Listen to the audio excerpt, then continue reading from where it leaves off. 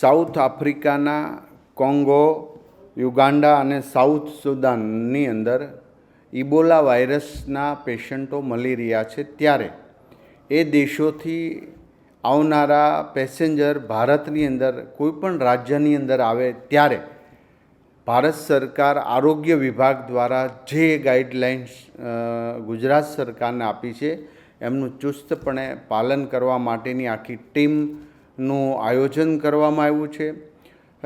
સાંજના 6 થી સવારના 10 સુધી અમદાવાદ એરપોર્ટ પર તમામ પેસેન્જર ત્યાંથી આવે છે એનું સ્ક્રીનિંગ કરવામાં આવે છે.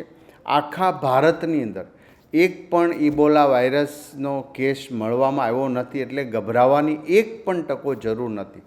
માત્ર એ દેશથી આવતા પેસેન્જરોએ જ ખ્યાલ રાખવાનો છે કે જેથી કરીને બીજા કોઈને ચેપ લાગે નહીં. ગુજરાત ગવર્મેન્ટના તમામ અધિકારીઓ, આરોગ્ય વિભાગના અધિકારીઓ આ બાબતે સંપૂર્ણપણે તૈયારી સાથે સજ્જ છે. અમદાવાદ સિવિલ અને સુરત સિવિલમાં અલાયદી વ્યવસ્થા પણ કરવામાં આવી છે, પણ એની કોઈ જરૂરિયાત પડશે નહીં એવી આપણે આશા રાખીએ છીએ. આજે માત્ર એમની તૈયારી માટે અને આવનારા સમયમાં એ દેશની અંદરથી સાઉથ આફ્રિકાથી આવતા લોકોમાંથી કોઈ પણ પેસેન્જર આવે અને શંકાસ્પદ લાગે તો એમની સારવાર માટેની પણ રાજ્ય સરકારે ભારત સરકારની ગાઈડલાઇન પ્રમાણે સંપૂર્ણપણે તૈયારી કરી છે. કેન્દ્ર સરકાર દ્વારા SOP બનાવીને જે રાજ્ય સરકારને આપવામાં આવી છે એ તમામ પ્રકારની તૈયારીઓ અમે કરી ચૂક્યા છીએ.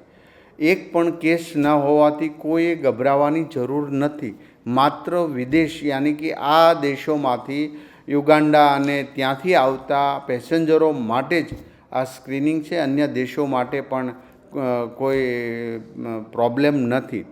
તો આજે અમારી આરોગ્ય વિભાગ દ્વારા આ સંપૂર્ણપણે તૈયારી થઈ ચૂકી છે. એક પણ કેસ ન હોવાથી કોઈ નાની એવી ગભરાટની જરૂરિયાત રાખવાની જરૂર